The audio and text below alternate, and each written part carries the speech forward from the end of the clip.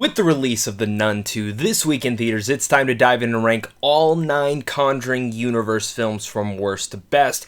Now, as a point of reference, a lot of these movies I actually find to be quite disappointing, but some of these are absolutely horrific to me, and I'm very excited to dive into this list. Make sure to hit that like and subscribe button if you want a full review on The Nun 2 that is already up on my channel. And without further ado, let's get into this.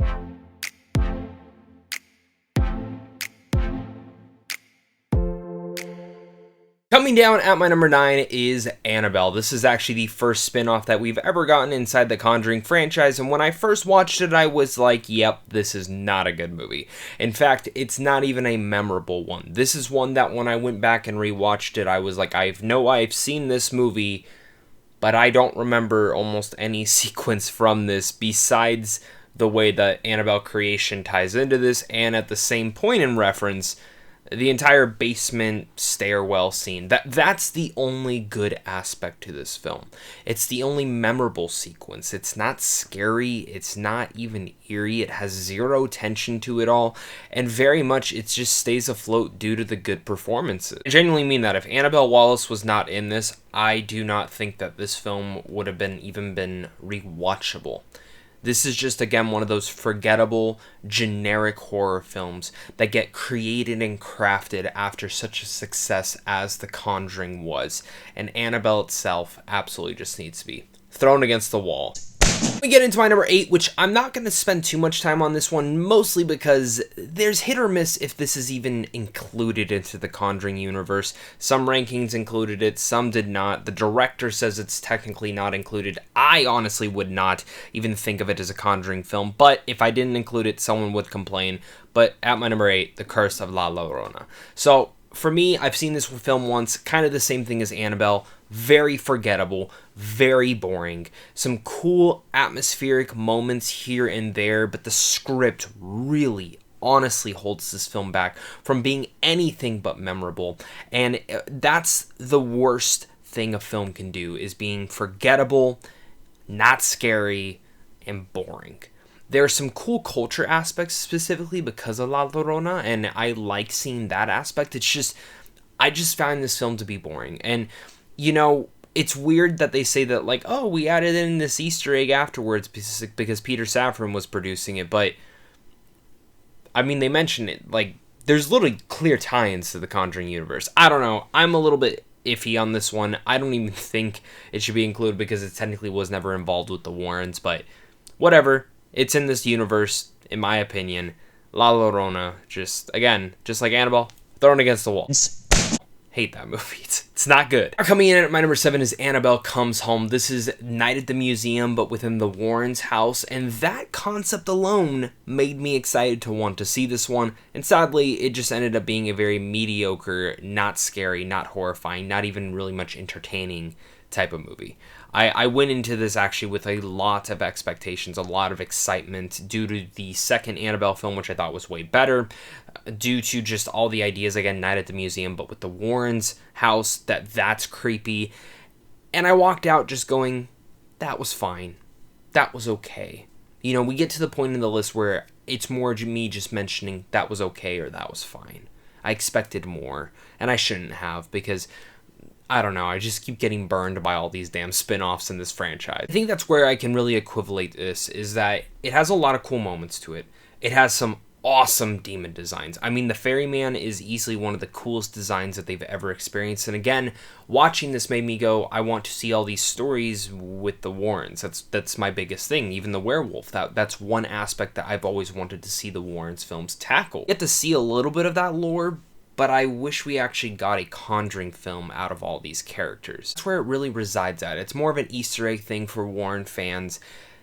There's no story here. It's characters running from room to room, demons popping up and giving scares, and it's not horrible. It had fun moments, but I I just don't care to ever revisit this one personally. We get into my number 6, which is the first Nun movie, a film that is absolutely not scary whatsoever, but it is a movie that is more of a gothic adventure film mixed in with a blend of horror, and this is actually where I kind of get excited with what the Conjuring universe has kind of been doing since Annabelle Comes Home. The Nun, The Conjuring 3, and of course The Nun 2 now is blending of different horror genres. That's something that I like to see when films tackle, and I necessarily don't need the films to be absolutely terrifying at that point, but I need them to at least execute in a good manner, a scary, intense, and very well done story, and The Nun is none of that. It's not scary, it's eerie for sure, but it doesn't really have the best story per se. This is a film that you feel like it's going to very much relate to the Conjuring films in a little bit of a different way. You get one of the other Farmigas in this, and you think that's going to relate, and it doesn't. There's a lot of confusing manners that I've just never really understood within The Nun, but this is, again, another one of these films where you watch it, and you forget about it. There's moments and glimpses that you can kind of remember after a couple days of sitting on the movie, but besides that, they all kind of just mix and intersect. The only thing, again, I can give the pros to is the location of this, the eeriness, the darkness of it all. There's a scariness filled within this world that I truly did appreciate, and I find to be entertaining. It's just, again, one of those films that I find to be fine, okay, a mixed bag, and not one that I ever truly want to revisit. Now we get into my number 5, which is The Nun 2. This is the brand new film that, of course, came out this week, and I went back and forth with either placing this under the first Nun or going above and beyond. The only reason this one is just a hair above it, because I honestly think they're pretty on par with each other, is because there were a couple cooler sequences that after I did my review I started thinking about. I'm like, yeah, that sequence was cooler. A couple more, a little bit of memorable stuff, and I think that's because of Michael Chavis as the director. I think Michael does a really good job directing set pieces and sequences, even though I don't find them to be particularly scary, because there aren't really a lot of great jump scares in here. I think they're pretty much, you know what's going to happen, you know when they're going to happen. Again, with the blending of a murder mystery and horror, that's actually where I had a lot of issues with this film. A lot of the issues reside in, again, a weak script, a freaking murder mystery blending of horror. That's awesome, but they don't really tackle it too much. We already know who's doing the murders, who's being possessed by this demon.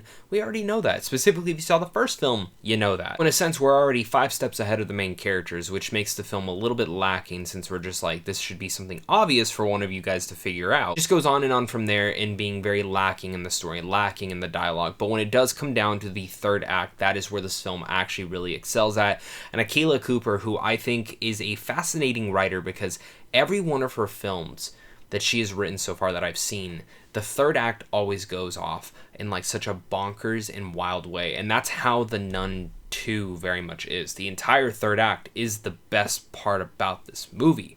Everything preceding that is not. It's lacking. It doesn't give us enough development with the main 2 nun characters. It goes back and forth between too many different characters, and I understand why they had so many in this, because you need cannon fodder, because the kills in here are actually pretty damn good, they gotta kill off people. I watched this movie and I just found myself being disappointed. But again, Michael Chavis's directing I do think is actually pretty solid, and the entire third act set piece very much reminded me of a boss battle from Dark Souls or Bloodborne. Take that as for what you will. It was just mediocre, it's just fine, but it has a little bit, a couple more memorable moments than the first film. Now we get into my number 4, and this is actually where we get into the camp of me going, yeah, I would rewatch that, or yeah, I really like that film. And at my number 4, it's The Conjuring, The Devil Made Me Do It, or The Conjuring 3. It should have just been called The Conjuring 3. This is the franchise that I really liked. I am tired of these spin-offs. I think they've really much burned them to the ground. And I'm not going to lie, going into The Conjuring 3, I was a little bit worried, because Michael Chavis was going to be directing and not James Wan. James Wan's horror speciality, his touch on horror, has been one of my favorite aspects of Hollywood filmmaking.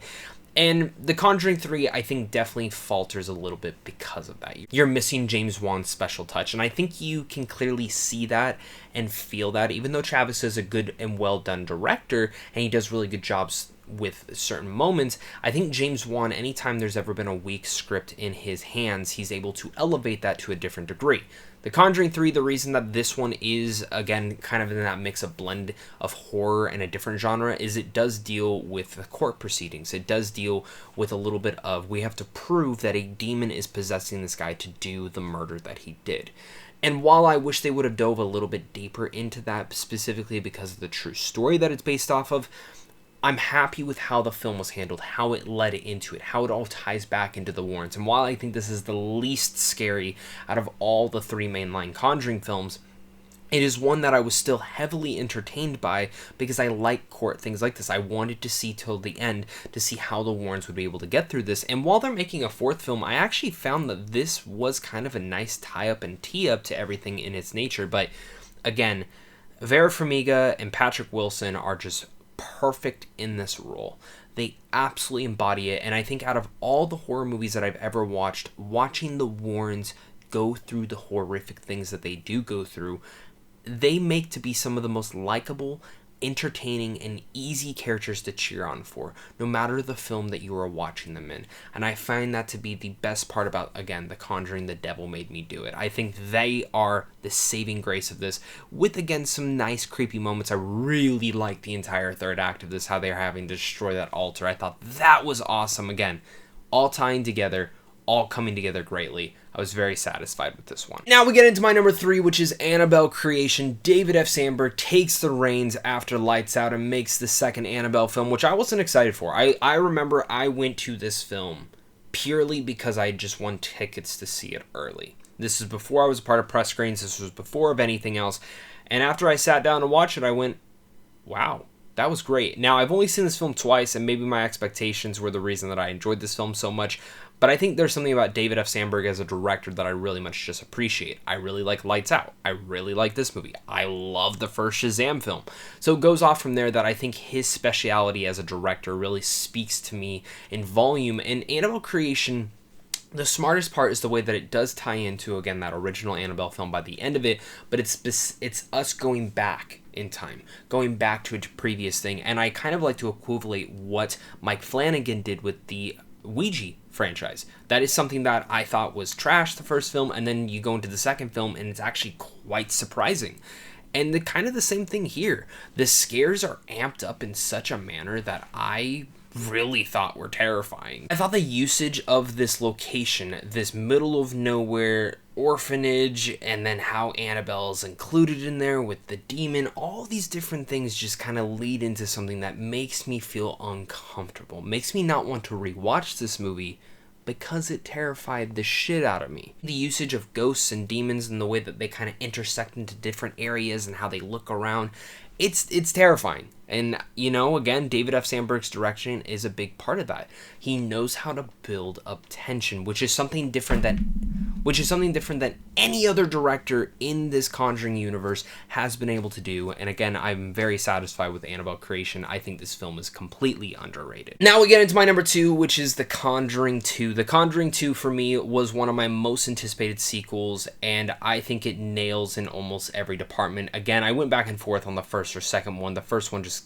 of course, we'll talk about it in a second, but The Conjuring 2, when you look at what James Wan's able to do here, I think he went a little bit more wild, a little bit more crazy. And while the story here is very manipulative and changed up a bit from the true story of it all, it's probably for the better, to make for a scarier thing, to make for more demons and ghosts inside this house, whether it is the nun that gets introduced in here, whether it is Annabelle that gets reproduced in here, whether it is the Crooked Man, which out of all the spin-offs, that's actually the one I would have liked to see a little bit more of. I love the usage of him. I loved how he looked.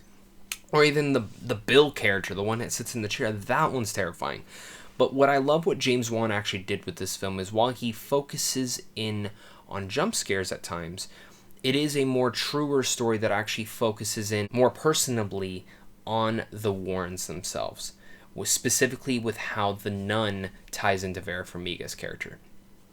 And I find that all this horror in here is built up in such a touching and horrific manner. It's the painting scene when it starts running right at her, or even again when the Crooked Man jumps right out. But I think what James Wan does so well is that he can show you a dark corner.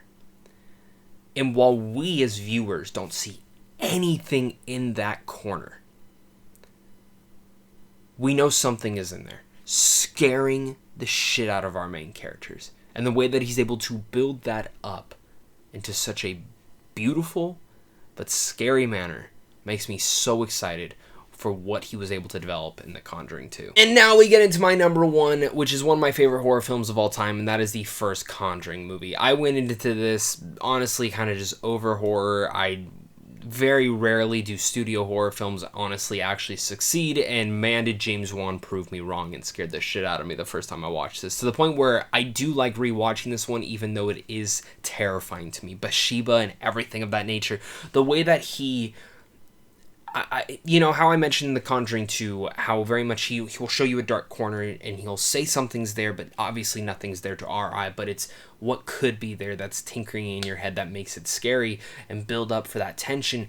The first film really much executes and builds up in those moments, but it's how it shows it, how he displays it, how he shows those little nuances, like the hanging of the tree when you see the feet behind Lorraine, or when, again, Bathsheba shows up on that little counter crawling. It's terrifying, it's scary, but it's the buildup of all the jump scares. When a jump scare would happen, the least amount that you would even display it as, or when they're closing their eyes and doing the clapping hide-and-go-seek thing, all of that makes for memorable sequences inside this franchise.